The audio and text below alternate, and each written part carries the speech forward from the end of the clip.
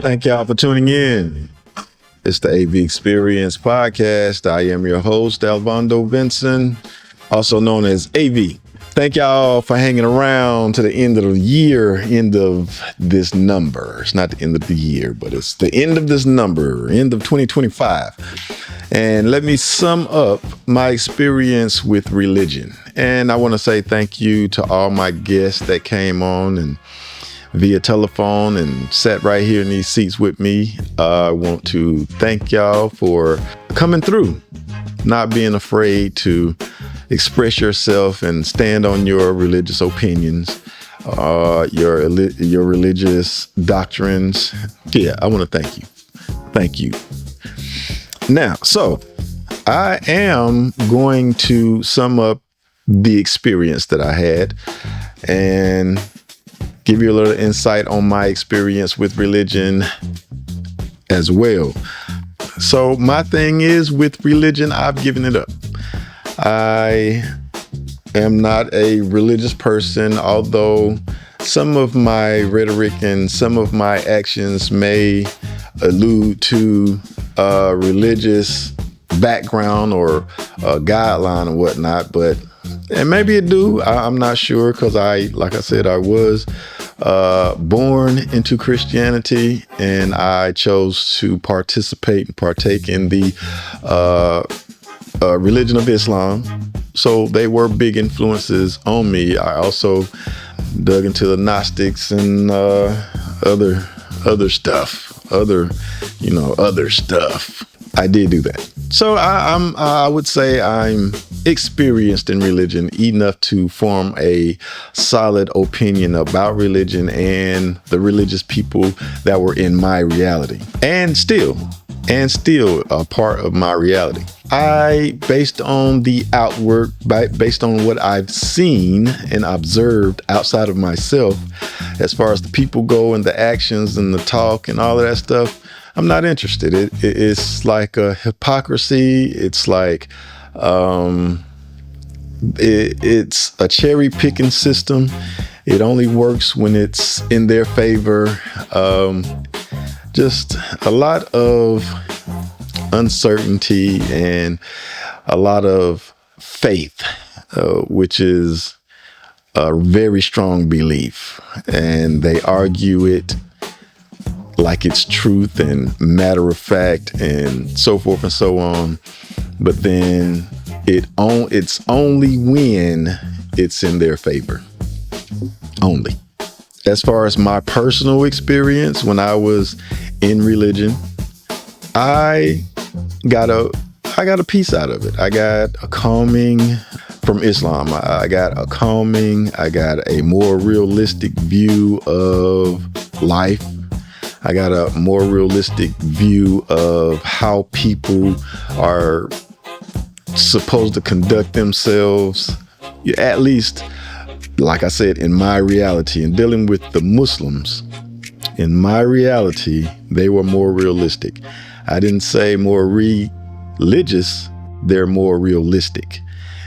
In dealing with Christians, the Christian society, Christian culture, I've met very, very few people who actually lived or tried their best to live according to what the idea of Christianity is or was or supposed to be.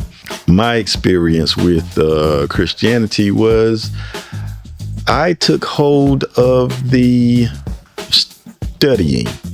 Christianity made me study. It made me hungry to know. It made me hungry to investigate. It made me hungry to find out. Because the idea of Christianity is based on a ghost or the unknown, the unspeakable, the unquestionable. It's fear is based on fear and the unknown and so forth and so on. To me, the way the Creator made me, that type of stuff makes me dig. It makes me dig and want to know. Not believe, but know. And so in that, I did know, I found out quite a few things that just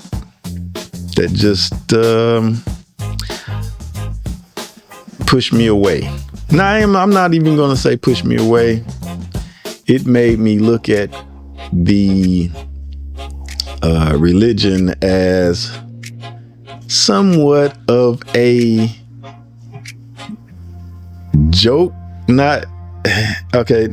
So yeah, it made me look at most people that call themselves Christians as someone not to take as serious. Whereas Islam made me look at them as someone to take more serious than not. But it's all the same game. It's all the same religion. It's all the same. Even in Islam, it says the Injil is the beginning. I mean, it's, they give respect to Jesus. But for Christianity, they say, nah. So that's, and that's the way they, in my opinion, in my experience with Christianity and Christians, that's the overall census. It's their way and no way. They have the truth, the only truth, the word, the only word, the way, and the only way. That is my experience with dealing with Christians and Christianity and the religion of Christianity. Yeah. So to the people who practice Christianity and shun others, your fairy tale is more believable than anybody else's fairy tale. Your truth is more believable, more factual than anybody else's truth, which is not based on truth or facts. I mean, it's not based on facts. Some of the stuff may be true, but it's not based on facts. As a general consensus, it's not based on facts. It's based on belief. It's faith. As far as the religion goes towards treating people, and my opinion about treating people is, or just being real. I've found that most people that claim Christianity are not real. Now, the difference between claiming Christianity and claiming Islam and claiming spirituality is a big difference. So the people that claim religion are, I don't know what to say about them. They are guided by, I don't know what they're guided by opinion, somebody else's opinion. The people that are spiritual, the people that claim spirituality and they move based on spiritual convictions and stuff like that, those people are a little different. I think they are evolving, especially the ones that claim spirituality but come from a base of Christianity. I think those people are evolving, and just a little bit more, if they evolve just a little bit more, I think that they will come to the conclusion that religion and Christianity, or religion and Islam, is all basically the same thing.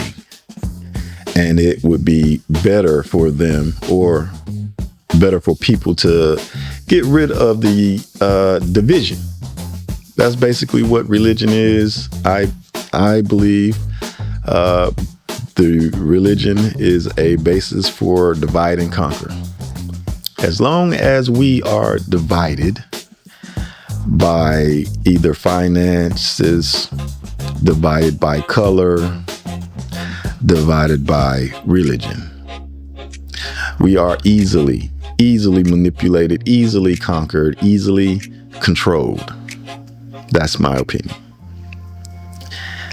And with that being said, I mean, I'm not taking anybody's. I've grown, I've evolved to the point of, I don't care what your religion is. I really don't care, because your religion is not going to do anything for me. I don't benefit from your religion. For what you believe, I don't benefit from, unless or until you interact with me in a beneficial way.